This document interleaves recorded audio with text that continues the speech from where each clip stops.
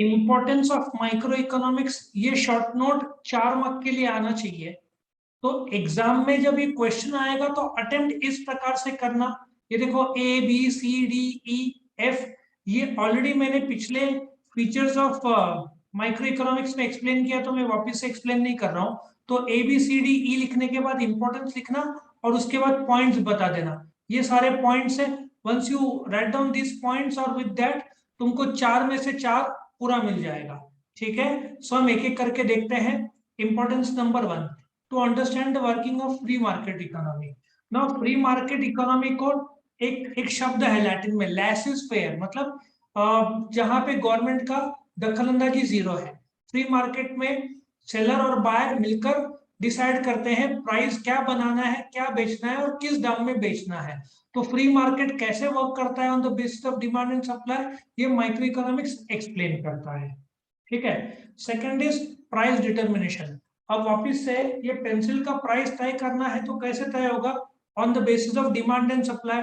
Demand कितना है, मैं सप्लाई कर रहा हूं, मेरा कॉस्ट ऑफ प्रोडक्शन क्या है, कॉम्पिटिटर का दाम क्या है, मेरा डिमांड का इंटेंसिटी कितना है, यूटिलिटी कितना है।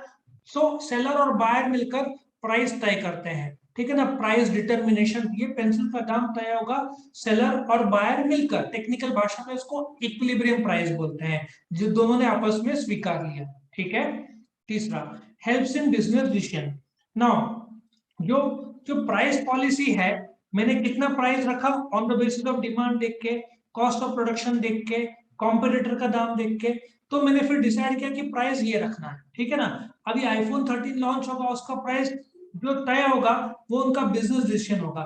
वो इकोनॉमिक्स में एक लॉ ऑफ वेरिएबल प्रोपोर्शन है, कॉस्ट फंक्शन चैप्टर है, उनकी मदद से ये तय होता है। ठीक है ना। सो माइक्रो इकोनॉमिक्स बिजनेस को डिसीजन मेकिंग में मदद करता है। उसमें भी प्रोडक्शन में कितना प्रोडक्शन करना है, किस लेवल पे। फॉर एग्जांपल तुम गाड़ी 40 की स्पीड में चलाओ तो एक माइलेज देगी, 50, 60, 70, हर एक स्पीड अलग अलग में अलग अलग माइलेज देगी। तो इकोनॉमिक्स का एक लॉ ऑफ वेरिएबल प्रोपोर्शन है, वो बताता है कि आइडियल प्रोडक्शन कितना करना है बेस्ड ऑन द ग्राफ्स। ठीक है ना। तो वो डिसीजन मेकिंग में मदद करता है। चौथा, गाइड फॉर प्रोडक्शन प्लानिंग। ये सिंपल सा है, टेक्निकल भाषा में मार्केटिंग वाले कितना बेचने की बात करेंगे, लेकिन प्रोडक्शन तो मुझे करना है। तो प्रोडक्शन आइडियल लेवल कितना होगा, लॉ ऑफ वेरिएबल प्रोपोर्शन की मदद से मुझे पता चलेगा। ये जो प्रोडक्शन का लेवल है, जैसे कि गाड़ी 40 स्पीड में चलाया तो तुम्हारा माइलेज तुमको सबसे अच्छा मिलेगा, मतलब कॉस्ट सबसे कम होगा। वैसे भी पेट्रोल 108 के आसपास तो टच हुआ ही है।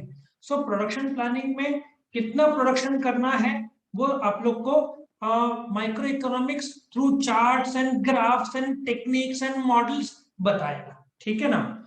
Fifth, basis for production. Technical भाषा में एक चैप्टर है, उसको डिमांड फोरकास्टिंग बोलते हैं, 12th में नहीं है। डिमांड फोरकास्टिंग क्या है? अभी दिवाली आने वाला है, कितने गाड़ियां बेचेंगे इस साल, मारुति सोचेगा। अब वो कैसे सोचेगा? On the basis of past experience. पिछले साल 1 लाख गाड़ी बेची थी, तो इस साल 1,05,000, 1,10,000, 10% जितना बढ़ेगा। एक साथ 500% तो बढ़ना नहीं है। फिर एक्सपर्ट लोग को पूछ के, सो प्रिडिक्शन करने के लिए टेक्निक्स है, डिमांड फोरकास्टिंग के अलग अलग टेक्निक्स है। तो माइक्रो इकोनॉमिक्स का वो हिस्सा है, वो मदद करता है, गाइड करता है, बताता है कि आइडियल या कितना गुड्स बिकने का चांस है। On the basis of statistical technique भी यूज करता है, इकोनॉमिक्स और मार्केटिंग सब टेक्निक्स मिक्स करके वो अंदाज लगाता है कि कितना बेचोगे। टेक्निकल भाषा में उसको डिमांड फोरकास्टिंग बोलते हैं, और ये बेसिस फॉर प्रेडिक्शन हुआ। छठवां, आर्ट ऑफ इकोनॉमाइजिंग। इकोनॉमाइजिंग का बेसिक दो मतलब है, मिनिमाइज कॉस्ट, मैक्सिमाइज आउटपुट, मतलब प्रॉफिट ज्यादा से ज्यादा मिले। सो इकोनॉमाइजिंग में तुम कॉस्ट कम से कम रखते हो, सेल ज्यादा से ज्यादा करते हो ताकि तुमको प्रॉफिट मैक्सिमम हो, दैट इज इकोनॉमाइजिंग। ठीक है ना। सातवां, मॉडल बिल्डिंग। हाँ, इकोनॉमिक्स क्या करता है? मॉडल बिल्डिंग तय करता है, सिंपल मॉडल जो कॉम्प्लेक्स सिचुएशन को सिंपल बनाता है। डिमांड, सप्लाई, गुड्स सबको मर्ज करके वो मॉडल्स बनाता है, टर्म्स बताता है, तुम्हारा कंसेप्ट, टर्मिनोलॉजीज और ये सब बताता है। सो जैसे अलग अलग मॉडल्स होते हैं, इकोनॉमिक्स के खुद के मॉडल्स होते हैं जो on the basis of various parameters बनते हैं, डिमांड और सप्लाई और गुड्स और कंज्यूमर और फर्म। ठीक है ना। मार्केट, इससे टर्मिनोलॉजीज बनता है। ठीक है ना। ये किसका काम है? इकोनॉमिक्स का, जो मॉडल बनाता है on the basis of various parameters जो मैंने बताया। अच्छा, यूजफुल टू गवर्नमेंट। अभी एक सिंपल सा एग्जांपल ले लो। पेट्रोल का, पेट्रोल जीएसटी में नहीं है, उसमें एक्साइज ड्यूटी लगता है। 108 रुपए के पेट्रोल में करीबन 60 रुपए गवर्नमेंट को जाता है, ये आप लोग को पता नहीं होगा शायद। 48 रुपीज कॉस्ट है, 60 रुपए टैक्स है। जीएसटी लगाया तो पेट्रोल का दाम ही 70 या 60 रुपए में आ जाएगा। तो गवर्नमेंट जीएसटी क्यों नहीं लगा रहा है? क्यों? Excise, excise is a tax on manufacture, ठीक है ना। तुमको जो जीएसटी पता है, 99% प्रोडक्ट्स इंडिया जीएसटी में, लेकिन पेट्रोल पर अभी तक जीएसटी नहीं आया क्योंकि टैक्स ज्यादा है उसमें। जीएसटी का मैक्सिमम टैक्स 28% है, इसमें तो 80, 90, 100 टक्के तक चला जाता है। अब इसका कारण क्या है? गवर्नमेंट को पता है लोगों को पेट्रोल लगना ही लगना है, मतलब झक मार के तुम पेट्रोल गाड़ी में फिल करोगे ही। तुमको पेट्रोल के बिना तुम जी नहीं पाओगे, ठीक है ना। हाँ, इलेक्ट्रिक गाड़ी आ रहा है वो अलग बात है, मैं एज्यूम कर रहा हूँ कि फिलहाल तुम पेट्रोल पे गाड़ी चलाते हो। तुमको ऑफिस के लिए जाना है, तुमको पेट्रोल भराना ही भराना है। टेक्निकल भाषा में इसको इनइलास्टिक डिमांड बोलते हैं कि भाई प्राइस कुछ भी हो, भाई पेट्रोल डालने तो मैं कैसे आगे बढ़ूंगा। तो गवर्नमेंट को पता है कि पेट्रोल सिलेंडर इनइलास्टिक डिमांड है, तो उसमें टैक्सेस बहुत ज्यादा है, ठीक है ना। तो गवर्नमेंट को भी पता है। वही तुम इसका ले लो, पेंसिल का ले लो। पेंसिल का डिमांड इनइलास्टिक है, नहीं तुमको पेंसिल नहीं मिला तो तुम पेन यूज करोगे, तुम्हारा काम, इसलिए इस पे टैक्स जीएसटी पे है, ठीक है ना। इस पे भी 18 टक्का, ये सब सस्ता होगा। 12 टक्का, 18 टक्का, इस पे गवर्नमेंट टैक्स कम रखेगा। लेकिन जो मजबूरी तुम्हारी, तुमको खरीदना ही खरीदना, तो उस पे एक्साइज बहुत ज्यादा है। तो इसलिए गवर्नमेंट को पता है कि पेट्रोल का डिमांड इनइलास्टिक है, लोग को झक मार के पेट्रोल भरना ही पड़ेगा, इसलिए गवर्नमेंट ने टैक्स ज्यादा रखा है। वेलफेयर इकोनॉमिक्स सिंपल सा टॉपिक है। वेलफेयर इकोनॉमिक्स में तुम वेस्टेजेस कम से कम करो, आउटपुट ज्यादा से ज्यादा लाओ, रिसोर्सेज का बेस्ट इस्तेमाल करो, कॉस्ट कम से कम करो, आउटपुट मैक्सिमम लाओ, ताकि गोल अचीव हो सके। इसको हम वेलफेयर इकोनॉमिक्स बोलते हैं। वेलफेयर कंज्यूमर भी चाहेगा, कैसे चाहेगा? उसका यूटिलिटी। अब पेंसिल का, अब तो टूथपेस्ट है ना, लास्ट तक खत्म भी हो गया तो अपन रगड़ रगड़ के निकल भाई थोड़ा सा लास्ट का टूथपेस्ट, तो हम उसको वेलफेयर मतलब मैक्सिमाइज कर रहे हैं, बेनिफिट बेनिफिट ले रहे हैं। सो सप्लायर मिनिमम कॉस्ट करेगा, मैक्सिमम आउटपुट करेगा, ठीक है ना। और कंज्यूमर मैक्सिमम यूटिलिटी लेगा और कॉस्ट कम से कम चाहेगा। 10th, phenomenon of international trade. Now international trade में एक्सचेंज रेट जो है, अभी क्या हो रहा है, इंडिया में बहुत सारा फॉरेन एक्सचेंज आ रहा है, शेयर बाजार में, ठीक है ना, मैन्युफैक्चर में। तो सीधी बात है, डॉलर ज्यादा आ रहा है, ठीक है ना। तो मैं क्या बोलूंगा, सामने वाला बोल रहा है कि अब इंडिया में जब वो आएगा, मैन्युफैक्चरिंग करेगा, जमीन खरीदेगा, कंपनी टेस्ला ले लो, टेस्ला इंडिया में आएगा, जमीन खरीदना है, तो तुम्हारे पास जमीन है, टेस्ला तुमको बोलता है जमीन कितने की, तो तुम उसको डॉलर्स में कोट नहीं करोगे, तुम उसको रुपीज में कोट करोगे। तो उसको मजबूरन डॉलर को रुपीज में कन्वर्ट करना पड़ेगा, मतलब रुपीज की ताकत ज्यादा है क्योंकि डॉलर को जरूरत है रुपीज की। तो इस हिसाब से जरूरत, डिमांड और सप्लाई के हिसाब से इंटरनेशनल ट्रेड में दाम तय होता है फॉरेन एक्सचेंज का। अभी एक और एग्जांपल लेता हूँ, पाम ऑयल। पाम ऑयल क्यों इतना महंगा हो गया? क्योंकि मलेशिया इंडोनेशिया से आता है, अपना संबंध मलेशिया से थोड़ा डाउन हो गया था, लेकिन इंडोनेशिया शॉर्टेज पड़ जाता है तो रेट बढ़ जाते हैं।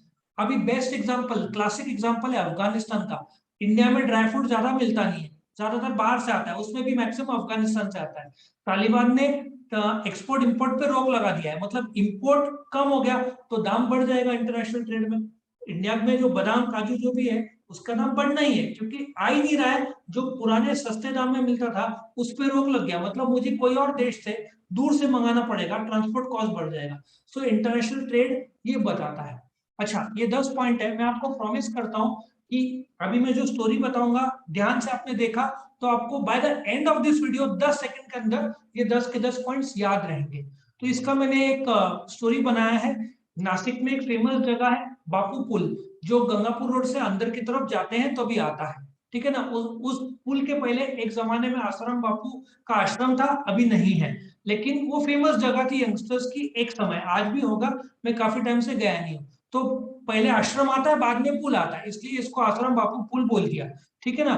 एक लड़का आता है, स्टोरी ऐसी शुरुआत थी, ऐसा सोचो, एक लड़का आता है, आश्रम के बाहर आसाराम बापू खड़े हैं, वो लड़का जाता है और बोलता है कि मुझे, मैंने सुना है यहाँ पे फ्री मार्केट है।